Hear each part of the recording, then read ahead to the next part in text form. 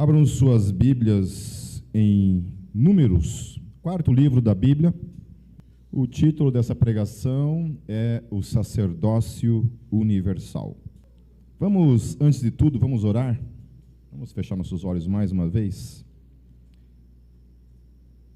Santo Espírito, nós nos colocamos diante do Senhor mais uma vez, pedindo toda a graça, toda a luz, toda a iluminação que somente você pode nos trazer, Senhor. Sem a tua luz em nosso entendimento, a gente é incapaz de compreender acerca da tua palavra, acerca da revelação que o Senhor nos deu por meio da tua palavra. Por isso, Espírito Santo, fale conosco nessa noite. Ministre, nos ensine, Senhor, por meio da tua palavra, em nome de Jesus. Amém. Quando a gente pensa em Israel há 3.500 anos atrás, 1.500 anos atrás, antes de Cristo, quando um judeu pensava acerca do Santo dos Santos, que era aquele lugar único que somente o sumo sacerdote podia adentrar, nunca se passou pela mente deles que um dia aquele lugar seria um lugar de acesso para todo aquele que acredita em Cristo e confessa Ele como Senhor e Salvador da sua vida.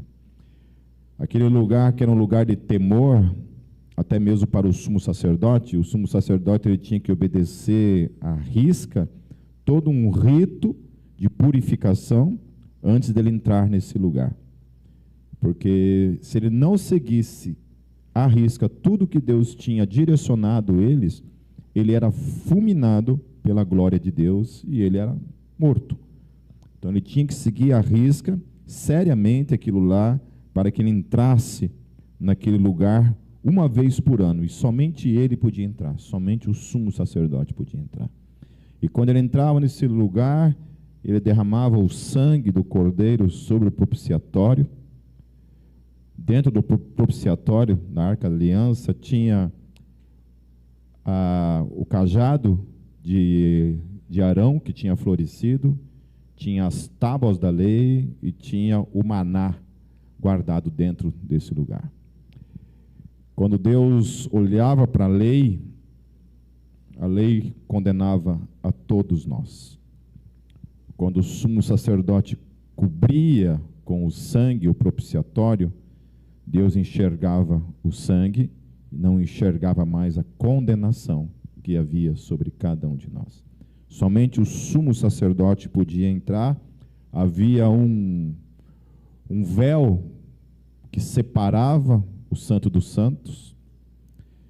Quando Jesus morre naquela cruz, esse véu é rasgado e toda a separação é como se Deus dissesse assim: antes era só o sumo sacerdote, agora todos vocês podem entrar nesse lugar que era o símbolo da presença do Deus que é todo santo, santo, santo, santo.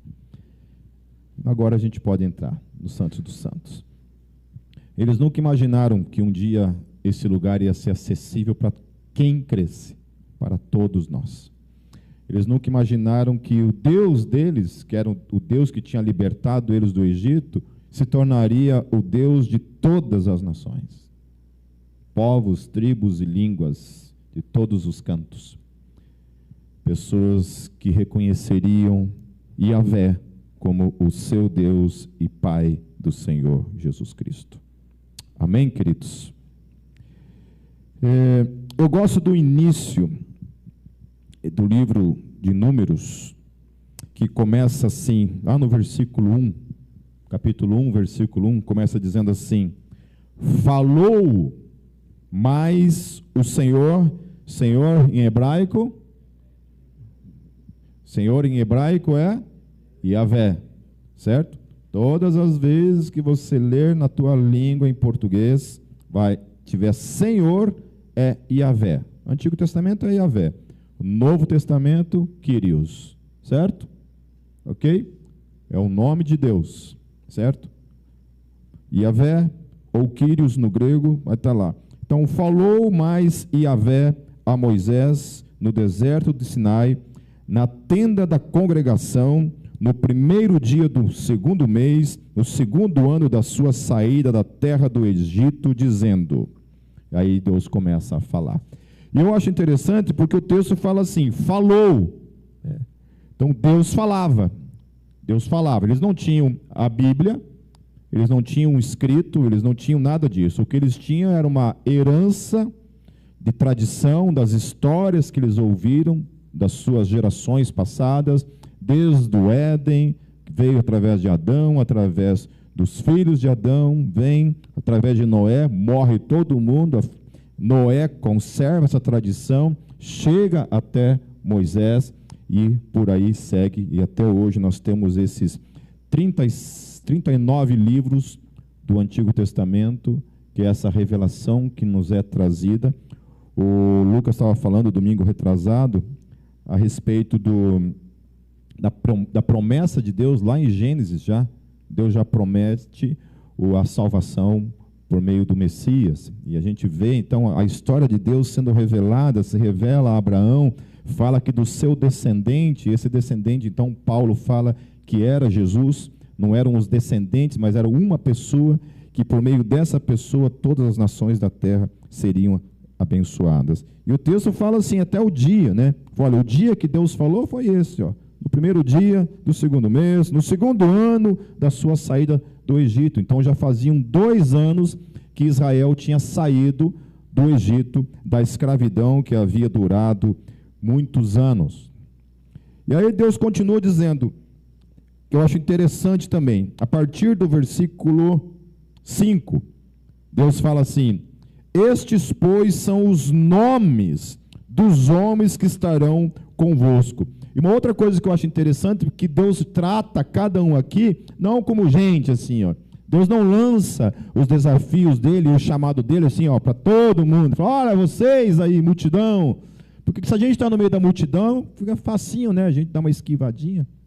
Falou para um monte de gente, não falou diretamente para mim, não foi comigo que Deus falou. Deus falou com a multidão.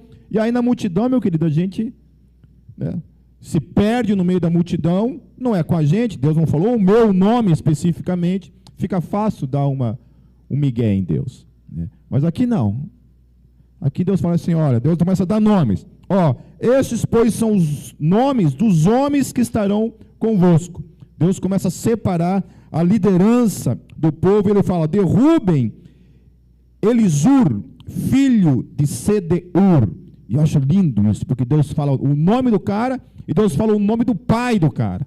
Olha, vocês não pensam que vocês estão despercebidos pelos meus olhos.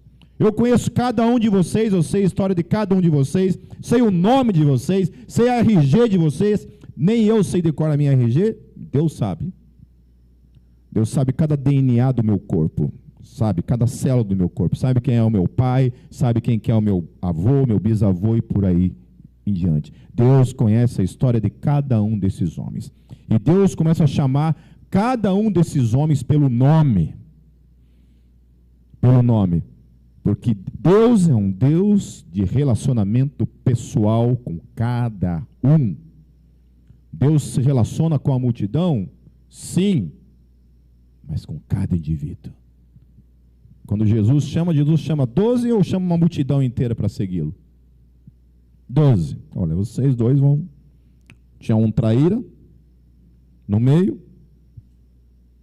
ele chama ali para caminhar junto. E eu acho interessante no texto, nos evangelhos, que fala que Judas vivia roubando o dinheiro da bolsa, né? E Jesus confiava o dízimo justamente para o cara que roubava. O contador da igreja era ladrão. E Jesus não tirou em nenhum momento o dinheiro da mão dele. Confiou, deixa ele aí. Ele continuou estando entre os 11, entre os outros 11, e Deus conhecia o coração daquele homem. Sabia quem que ele era. Nenhum de nós pode enganar Deus, queridos. Por isso que às vezes a gente prefere de fato ficar no meio da multidão do que ter uma relação pessoal com Deus, na sua individualidade. Amém? Deixa que o outro responde. Deus não chamou pelo nome, né? Eu não sei como é que algumas pessoas conseguem conviver com essa ideia maluca de viver uma vida sem obedecer o seu chamado, o seu propósito de vida, o que Deus quer fazer da sua vida. Amém? Deus me chamou pelo meu nome. Deus conhece a minha história. Deus chamou você pelo teu nome. Deus conhece a tua história. Então Deus é esse Deus que se revela como um Deus pessoal, que conhece cada nome, cada história, e o chamado dele é para cada um de nós, para a sua história, para que, como parte dessa história, a nossa história se transforme numa história de uma relação com o Deus vivo. A minha história, eu quero sair desse mundo, no meu último suspiro, sendo conhecido como um homem que caminhou com Deus. Não um louco, não um maluco que viveu uma vida destruindo a si mesmo, destruindo a minha história, destruindo a história dos outros, vivendo para si mesmo, mas como um homem que serviu a Deus. Tem uma música muito linda, até tem uma pregação em cima disso, de uma banda chamada For Him. Quem conhece For Him? Ah, muito bom, Omar. Só você vai para o céu, Omar. O Márcio não conhece For Him, Márcio? Claro que você conhece. For Him é a banda velha. Débora, você também conhece For Him? Como é que você não conhece For Him? Conhece, com certeza conhece. O Ângelo também conhece. Viu que eu só falei para os velhos, né? Os jovens não sabem nem o que é a oficina G3. Mas o For Him, ele tem uma música que fala a respeito... Basicamente, né, vou falar da letra em português. A tradução dela é isso, que ele fala para Deus assim, que se a Bíblia estivesse sendo escrita ainda, ele queria ser um homem que tivesse o seu nome na Bíblia, para que ele fosse lembrado por todos os anos que viriam. Lindo isso. Isso é lindo. Porque aqueles homens na Bíblia estão lá. Aí quando eu leio a história dos reis de Israel, especialmente de Israel, quando o reino já estava dividido entre Judá e Israel, é uma tragédia, queridos. Uma tragédia.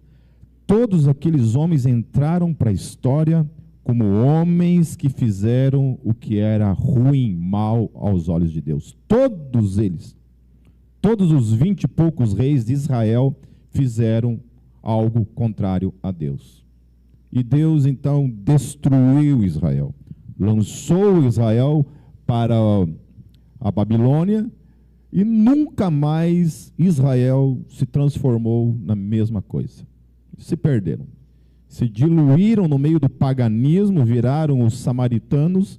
Aí Jesus, obviamente, veio e pregou o evangelho para os samaritanos, e os samaritanos também foram alcançados. Somente Judá permaneceu com as 3 tribos, sem se envolver com as demais nações, e então Deus fundiu os samaritanos, os judeus e todos os gentios que eles não tinham nenhum tipo de relação, fizeram parte, agora fazem parte desse grande chamado universal de Deus para todas as nações. Lá em Lucas 10, 17 a 20, eu acho interessante essa citação que Jesus faz em relação à volta deles. Eles tinham saído para fazer um evangelismo, né? Os 70 tinham feito, eles tinham voltado. Aí o texto diz assim, Lucas 10, 17 a 20, queridos, diz assim: e voltaram os 70 com alegria, dizendo: Senhor, pelo teu nome até os demônios se nos sujeitam. Olha que coisa poderosa. Os caras voltaram de várias experiências de exorcismo. Quem já lidou com exorcismo aqui dentro? Ninguém? Mas é hoje então que eu vou... Quem quer ser como é que fala? O voluntário aí para a gente invocar o... Não sei quantas vocês, mas eu, quando era recém-convertida, caía alguém endemoniado, rapaz, ó. Sai fora. É. Primeira coisa, não sei se passa pela cabeça de vocês, uma coisa que eu mais tinha medo era Satanás entregar os meus pecados para todo mundo lá. Eu falei, não, deixa quieto. Deixa quieto. Então eles voltam felizes dessas experiências de exorcismo e disse-lhes: eu vi a Satanás como o raio cair do céu. Eu acho interessante, uma coisa poderosa, que muita gente pega esse versículo e liga isso daqui lá à queda dos anjos, lá atrás, e não é a respeito disso que Jesus está falando. Jesus está falando que quando o evangelho começou a pregar, aqueles homens começam a pregar o evangelho e exorcizar aquelas vidas, aquelas pessoas, Satanás cai da sua posição, do seu acesso, a autoridade de Satanás começa a perder a sua posição, ao ponto que Jesus, a hora que ele vai ser entregue, ele vai ser crucificado, ele fala assim, ó, hoje será expulso o príncipe deste mundo. Aleluia. Hoje será expulso o príncipe deste mundo. Quando Jesus sobe naquela cruz e ele morre naquela cruz, o apóstolo Paulo fala que todos os demônios principados foram despojados da sua autoridade. Aleluia. Glórias a Deus, queridos. Aplauda o Senhor por isso. Amém? Todos os demônios foram despojados da sua autoridade. O Senhor Jesus falou assim, ó, agora, até aqui você mandava na bagaça. Se eu for me tentar lá no monte, me oferecer às nações, até aqui você tinha a autoridade. Agora não. E o apóstolo fala que Deus entregou o reino nas mãos de Jesus, e ele vai vencer todos os inimigos, e daí no último dia, o Senhor Jesus vai entregar o reino nas mãos do Pai. Aleluia. E a Bíblia fala que ele vai vencer todos os inimigos, queridos. Todos, todos. Um dia se prostrarão diante do Rei dos Reis. Eu fico pensando, às vezes eu começo a pensar na parousia, assim, eu estremeço. Só de imaginar o dia em que esses céus irão se abrir e o Rei da Glória virá nos buscar. Você imagine quanta gente tola, besta, naquele dia vai olhar assim, e agora? Não é que era verdade? E agora? E você não tem mais tempo. Aqueles que estão morrendo já estão experimentando isso, né? Já estão sabendo muito bem da verdade. Já estão lá. Quem morreu em Cristo, que está em Cristo, já está vivendo com Cristo na eternidade. E aqueles que morreram sem Cristo, já estão no Hades, aguardando o julgamento. Eu vi que, eis que vos dou poder para pisar serpentes e escorpiões e toda a força do inimigo, e nada vos fará dano algum. Aleluia. A autoridade é dada para a igreja para pisar sobre a cabeça de Satanás. Você, querido, tem autoridade sobre o diabo. Sabe, o Natan, o baixista do Desertor, o Natan, quando criança, ele não ficava endemoniado, mas ele via espíritos. E ele era filho de pastor, mãe, uma mulher de oração, e ele via espíritos. Mas não somente via os espíritos. Por exemplo, quando ele se olhava no espelho, ele nunca via a face dele, ele via os espíritos dentro do espelho. Muita gente vai parar de olhar no espelho, né?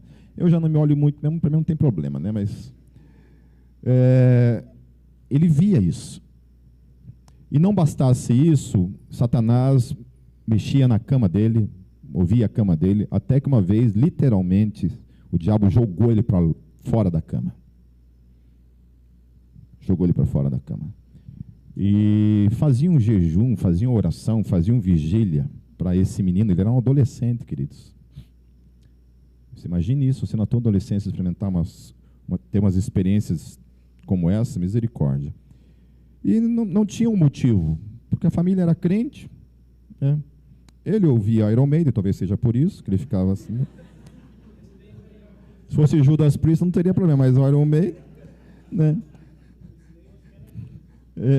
Ficava ouvindo, né? Não, tô brincando, não sei nem o que ele ouvia, mas Até que um dia o Natan falou: chega, chega, acabou. Você não tem autoridade na minha vida, eu não aceito mais isso para a minha vida, em nome de Jesus. Nunca mais Satanás perturbou a vida do Natan. Não dessa forma, né? Continua como um leão ao derredor, procurando um espaçozinho para vir, a quem ele possa tragar, mas nunca mais.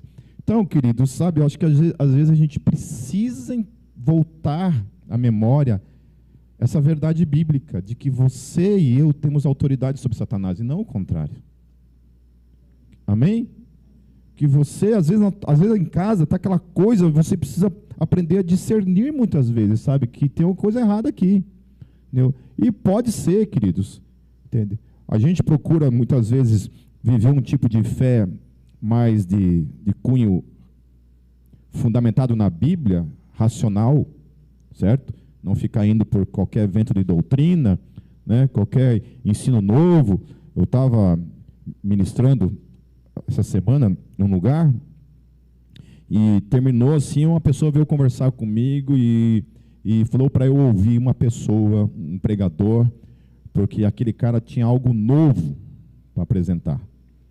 E ele perguntou assim: quanto tempo você não escuta algo novo? Dentro da minha mente, eu estava olhando para ele assim, ó, eu falei assim: graças a Deus, porque eu não quero nada novo. Eu não quero ouvir nada novo. Eu só quero ouvir um cara que suba no púlpito, abra a Bíblia Sagrada e ensine a Bíblia Sagrada. Amém? Fala amém bem alto, amém? Eu não quero um cara que chegue lá e me traga algo novo. Eu não preciso de algo novo. Eu só quero que ele ensine a palavra de Deus, que é o que mais não se vê hoje em dia. Eu só quero isso. Ah, mas é bíblico? Eu não perguntei, porque eu não, mal conhecia ele. Fiquei quieto. Ah, então tá, vou ver se eu passo lá. Nem passei, nem quis saber. É novo? Então tá bom, estou fora. Não, Pipe, o cara... Nossa, precisa ver o cara pregando a palavra, Pipe, a exposição do cara. Opa, aí sim, meu querido. Sento lá, olha, fico horas ouvindo ele. Novidade? Não preciso de novidade, meu querido. Eu mal consigo aquilo que eu já sei. Entendeu? Mais coisa nova? Não, já está bom isso aqui. Não, pode ficar para você. Não, pode ficar. Vai para o diabo que tem carrega. Não quero.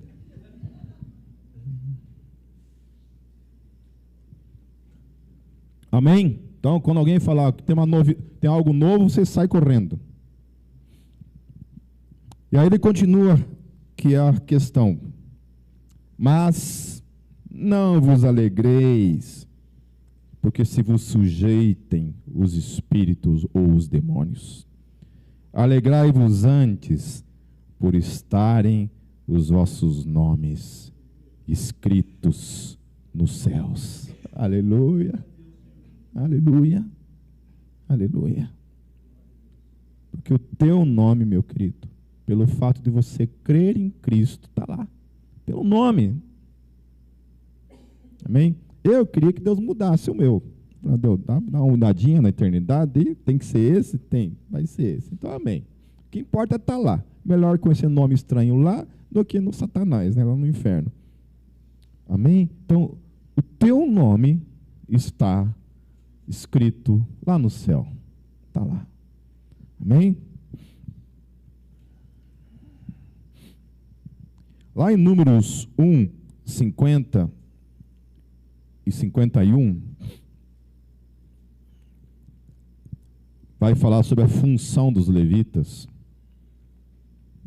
que até mesmo essa questão de levitas, aí, queridos, levitas, sabe, aqui na Gólgota, graças a Deus, em 22 anos, a gente nunca falou que o pessoal do louvor são os levitas, como muitas igrejas por aí fazem, tá?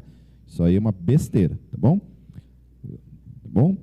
Levitas, quando você vê na Bíblia, músicos, era uma porçãozinha dos levitas. Os levitas tinham todas as funções sacerdotais. Se é para chamar de levita, porque acha que é bonito, então chama todo mundo de levita. Tá bom? Todo mundo que ama a Deus, que é um sacerdote no reino de Deus, porque todos nós somos sacerdotes, todos seríamos levitas, ok? Mas não precisa usar essa palavra, esquece essa palavra. Isso não tem nada mais a ver com a igreja, tá bom? Pode ser até bonitinho, mas não é. Não faz parte de nós. É músico mesmo. Os músicos, todos nós aqui, tá bom? Somos aqui. Então, a função dos levitas. Mas tu põe os levitas sobre o tabernáculo do testemunho e sobre todos os seus utensílios e sobre tudo que pertence a ele. Eles levarão o tabernáculo e todos os seus utensílios e eles o administrarão e acampar-se-ão ao redor do tabernáculo. E quando o tabernáculo partir, os levitas o desarmarão. E quando o tabernáculo se houver de assentar no arraial, os levitas o armarão, e o estranho que se chegar morrerá. Aleluia! Porque agora, meu querido, quem são os levitas?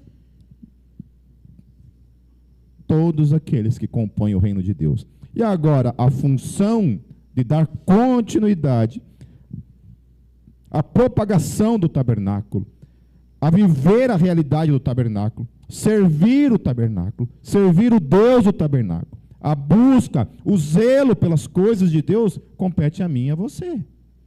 Amém? Amém? Agora é eu e você. Aonde um cristão pisa, o reino precisa estar sendo proclamado como um atalaia do Senhor Jesus.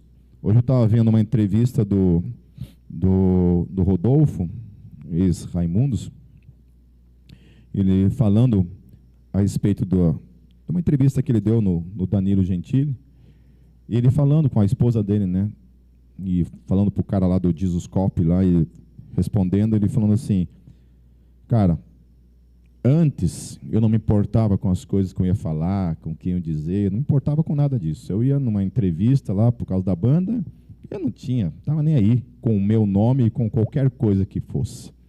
Hoje não. Então ele estava falando de músicas que ele gravou, né? Eu falei assim, cara, tem um monte de música que eu gravei que eu morro de vergonha. Por causa do conteúdo teológico daquilo lá. Olha só que coisa interessante. Eu achei massa ele falar isso.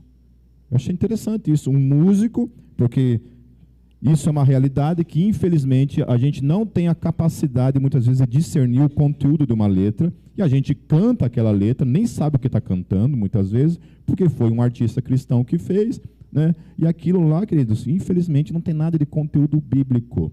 Muitas vezes é até contrário à Bíblia, né? Eu já falei sobre essa questão de fogo, de pedir fogo, né? Batiza com fogo, batiza com fogo.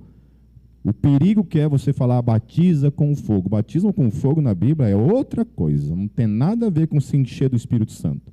Batismo com fogo é juízo de Deus. E quantas vezes nessa igreja, no começo, a gente cantava umas músicas de batiza com fogo, né? Depois eu pensei, meu Deus, ainda bem que Deus não escuta a nossa oração. Tem certas orações que ele não escuta, né? Mas ele falando isso, do nome dele, ele falou assim, que hoje, quando ele vai dar uma entrevista, ele pensa nisso, que ele carrega sobre o nome dele, o nome de Jesus. Então, ele é responsável pelas coisas que ele vai falar, pelas coisas que ele vai deixar marcado naquela entrevista, né? E realmente a entrevista foi uma bênção, e ele falou bastante de Jesus lá, né? Muito mais do que outros que muitas vezes vão lá e falam qualquer coisa menos de Jesus, e mesmo sendo cristãos.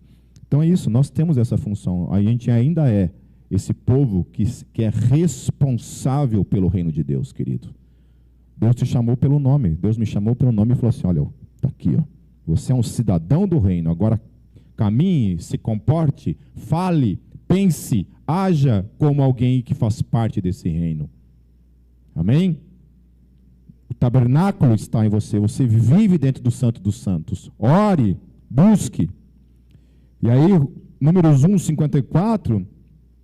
fala assim, assim fizeram os filhos de Israel, conforme a tudo que o Senhor ordenara a Moisés, assim o fizeram. Eu acho lindo isso, porque o povo obedeceu para fazer segundo a sua vontade, segundo aquilo que eles achavam que eles deviam fazer. Não, o texto fala que eles fizeram segundo o que o Senhor ordenou.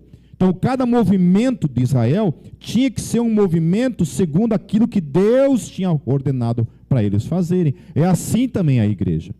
Assim também somos nós. Nós nos movemos segundo aquilo que Deus nos mandou nós nos movermos. Amém? Estava dando aula na Jocum essa semana, dando uma oficina, na verdade.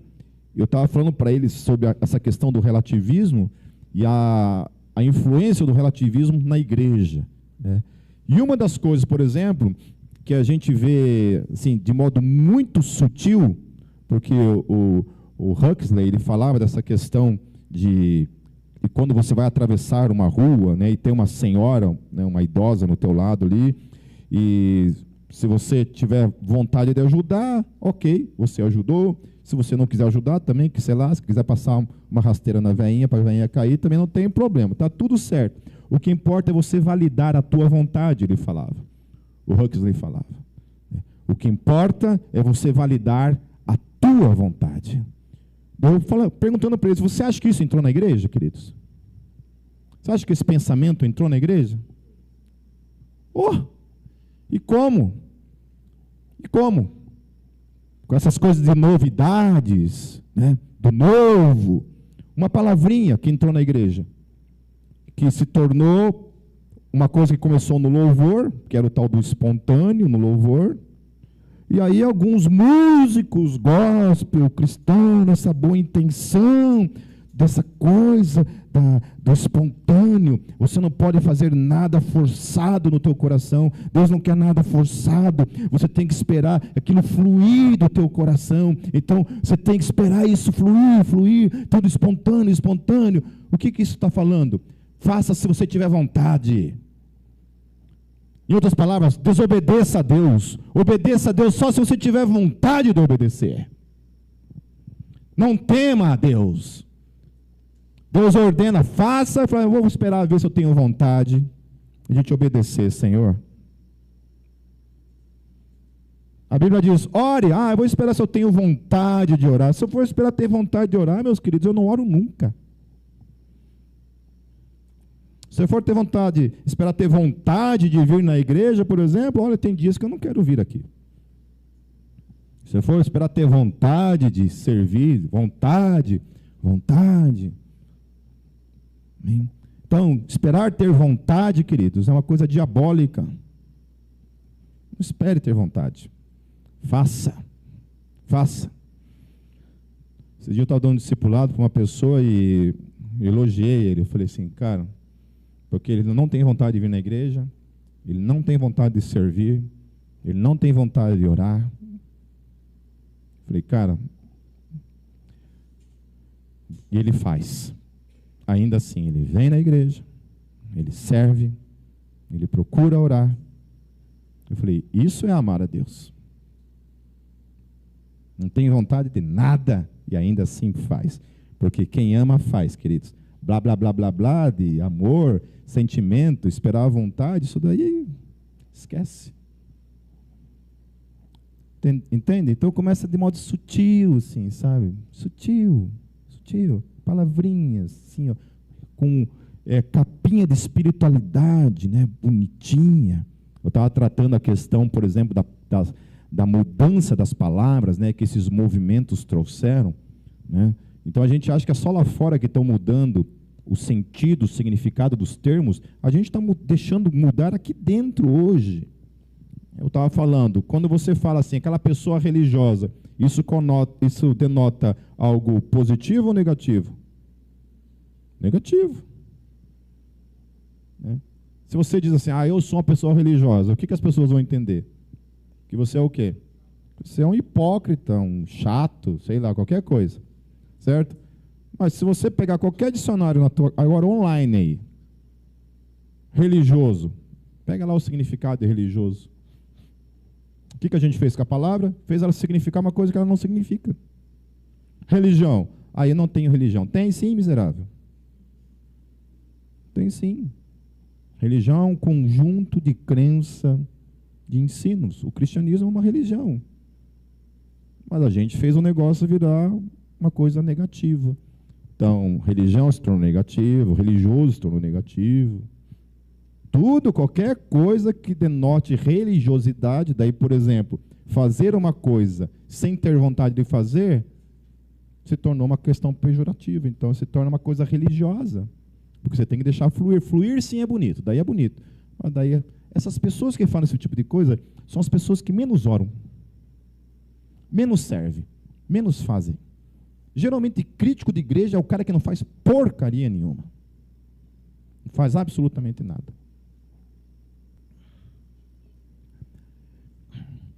Então, até a forma, meus queridos, como eles marchavam, deveria ser conforme o Senhor lhes havia ordenado. Até quem ia primeiro, tudo, até a forma como eles marchavam, tinha que ser segundo a vontade de Deus. Amém. A gente precisa restaurar isso, queridos, na igreja, no coração da igreja, esse princípio absoluto nas Escrituras. Obedecer a Deus e obedecê-lo conforme a sua palavra nos diz que nós devemos obedecer. Amém? Está tudo aqui nas Escrituras, segundo as Escrituras. Lá em Números 3, 12 e 13, e eu, eis que tenho tomado os levitas do meio dos filhos de Israel, em lugar de todo o primogênito que abre a madre, entre os filhos de Israel e os levitas serão meus. Porque todo o primogênito é meu, desde o dia em que tenho ferido, e a todo o primogênito na terra do Egito. Santifiquei para mim todo o primogênito de Israel, desde o homem até o animal, meus serão, eu sou o Senhor. Então Deus chamou, naquele tempo lá, né, Deus matou todos os primogênitos de Israel, do Egito, e Deus falou assim, olha, eu matei todos os primogênitos, e todos os primogênitos agora de Israel são meus. Acho interessante isso. Imagina Deus chegar e falar, ó, teu filho não é teu, é meu. Ele é o primeiro que nasceu? Então ele é meu. Ele pertence a mim. Deus perguntou alguma coisa? Pai, o que você acha? Você é meu. Eu acho poderoso essas ações da soberania de Deus, né? Não perguntou nada, falou assim, ó, todos os primogênitos são meus, ok? São meus. E aí, para substituir os primogênitos, ele chama então os levitas. Os levitas, então, agora, ao invés das nações, das outras tribos, darem os seus primogênitos para Deus, agora os levitas estavam substituindo os primogênitos para servir a Deus. Então, os primogênitos foram chamados para servir a Deus. Toda a tribo de Levi, ela representava todos esses primogênitos que Deus chamou para ele, que pertenciam absolutamente a ele. Daí eu acho poderoso lá em Hebreus, queridos, no capítulo 12, versos 21 em diante,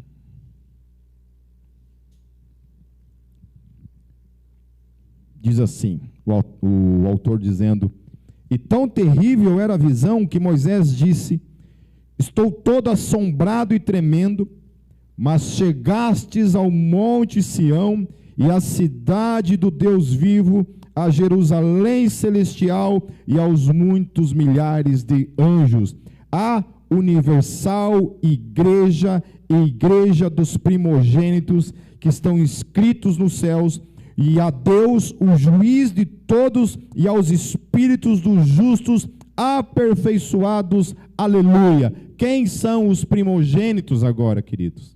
Nós, aleluia. Aleluia.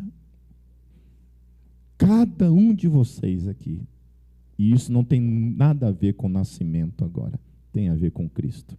Cristo era o primogênito do Pai. Jesus era o unigênito do Pai. Eu acho interessante que o Otmani, ele trabalha isso no livro A Vida Cristã Normal, que é um livro que todos vocês deveriam ler, sem exceção. Se não leu, deve ler. Exorto todos vocês a lerem esse livro. A Vida Cristã Normal, de Watchman Nee. Todo crente precisa ler esse livro, para você entender a doutrina da salvação. É o melhor livro já escrito sobre a doutrina da salvação. até eu escrever o meu, que vai ser melhor que esse. Amém? Mas é o melhor livro até agora. Aguarde. Amém? Mas esse livro, vocês todos precisam ler. E uma das coisas que o Watchman Nee trabalha nesse livro é esse conceito do unigênito, de que a Bíblia, nos evangelhos, chama Jesus de o unigênito do Pai, aquele que havia sido gerado no Pai, o unigênito. Então Deus só tinha um filho, o único filho de Deus, o unigênito filho de Deus. Deus não tinha outro filho, Deus só tinha um filho, o unigênito. Único. Esse é o sentido de unigênito. Se você só tem um filho, o teu filho é unigênito. Então, o Gabriel é unigênito. Certo? Só tem um unigênito. A partir da ressurreição, quando o Espírito Santo é soprado para as nossas vidas, o apóstolo Paulo chama Jesus de primogênito. Porque ele foi o primeiro gerado e agora todos nós somos gerados nele. E nos tornamos também parte do primogênito. Aleluia. Aleluia. E aí o texto é maravilhoso, porque ele fala assim, que nós fazemos parte desse Deus vivo, estamos inseridos, fazemos parte da cidade, do monte de Sião, a Jerusalém celestial, aos muitos milhares de anjos, a universal assembleia, a igreja dos primogênitos, aleluia, que estão escritos nos céus, aleluia. Nós somos essa geração, queridos, esse povo, que coisa tremenda. Diga assim: eu sou o primogênito, cujo nome está escrito nos céus. Amém? Olha só a ligação dessa verdade com aquilo que o texto está falando. Deus vai lá, mata todos os primogênitos do Egito, e agora ele fala, ó, todos os primogênitos são meus. Isso agora é substituído pelos levitas. Os levitas simbolizam todos os primogênitos de Israel. E agora tudo isso é a igreja. Somos nós agora.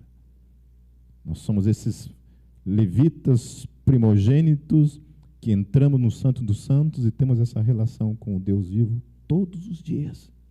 Chamados para obedecê-lo e chamados pelo nome, queridos. Nome, o teu nome. Deus conhece o teu nome e te chama pelo teu nome. Esquece esse negócio de multidão. É indivíduo sendo chamado para estar aqui, ó, diante do Rei dos Reis. E um dia nós vamos estar diante dos Reis dos Reis como indivíduo, para prestar contas da nossa vida como indivíduo. Aquilo que nós fizemos como indivíduo, ao mesmo tempo que isso também é para servir os demais. Uma das coisas que lá nessa oficina sobre relativismo que eu estava dando, me foi perguntado a respeito do o que fazer com relação a essa geração totalmente relativista lá fora. O que a gente faz? Especialmente essas questões de teoria de gênero, né? O que nós temos que fazer? E a minha resposta foi o seguinte: olha, sexualidade não é o problema. Drogas não é o problema.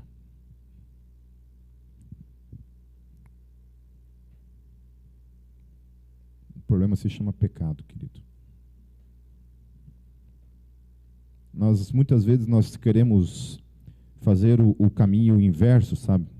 Mudar o mundo para depois a gente pregar o evangelho. E uma das coisas que eu estava falando era isso. Falei assim, olha, só tem uma coisa que é capaz de mudar o mundo. É o evangelho. Cristo Jesus, morto, crucificado, ressurreto, cuja promessa é de que um dia virá julgar todos os homens. Esse é o evangelho. Continua sendo o mesmo evangelho. Nós não temos que inventar nada novo, não. Não é nada novo. Porque como é que começou a mudança no primeiro século? Jesus chamou 12. Havia uma multidão que estava, mas não estava. ele se revela para esses homens, depois se revela para outros 70 que também estavam juntos. O apóstolo Paulo fala que ele apareceu para mais de 500 pessoas, inclusive para ele. Isso daí tomou conta do Império Romano. Tomou conta. Indivíduos reconhecendo Jesus como o Senhor das suas vidas e tendo suas vidas transformadas. Quem transforma um homem trans? Eu? Vocês? A política? Às vezes a gente quer delegar isso para a política, achar que a política vai mudar esse país. O que vai mudar esse país é o Evangelho. E quando eu falo mudar o país, eu digo mudar indivíduos, porque Deus não vai mudar a nação. Essa história de falar, bendita a nação cujo Deus é o Senhor, essa esperança de que Deus tem um compromisso com nações, territórios, bandeiras. Deus não tem um compromisso com isso, queridos. Deus tem um compromisso com o seu reino. O seu reino. Sobre toda a face da terra. Com indivíduos. Indivíduos que têm a sua vida transformada e se tornam em agentes transformadores. Quando o Brunello começou a Cross, eu estive lá na Jocum conversando com o primeiro cara que o Brunello tirou da rua. Ele estava conversando comigo, ele dormia no Teatro Guaíra, na rampa do Teatro Guaíra, ele dormia ali, aqui em Curitiba. Dormia na rua, literalmente. E daí lá em Rio Branco também, na rua, e o Brunello tirou ele da rua e levou para dentro da casa dele para cuidar dele. Deu banho nele também? Não? Nele não precisou, mas teve vários, né? Teve alguém que um dia eu estava junto com o Brunello inventou de buscar umas pessoas na rua lá, e ele estava dentro do carro, né? Daí quando o Brunello colocou os caras dentro do carro, ele teve que abrir a janela e ir com a cabeça para fora do carro, assim, porque não aguentava o cheiro dos caras. Daí o Brunello chegava lá e ainda dá banho nos caras. E esse cara foi o primeiro cara que o Brunello trouxe e cuidou dele. Hoje ele é um cara casado, faz parte da Jocum, de Almirante Tamandaré, e ele estava me contando que ele está indo para o Camboja. Abriu um orfanato para 50 crianças, né? 50 crianças órfãos, lá no Camboja, meus queridos. Eu comecei a chorar quando ele falou isso. Porque era esse cara que estava dormindo ali, queridos, na calçada. Mas o Brunello falou assim, não, peraí. Deus me transformou, me libertou das drogas também. Eu sou um agente de transformação. E Deus me chamou para fazer isso. Sacerdócio, queridos. É o nosso sacerdócio. Amém. Aleluia. Fora isso, outros, né, que foram transformados. Padilha está aí também. Lucas está ali. Tantos outros que estão sendo transformados por meio do chamado.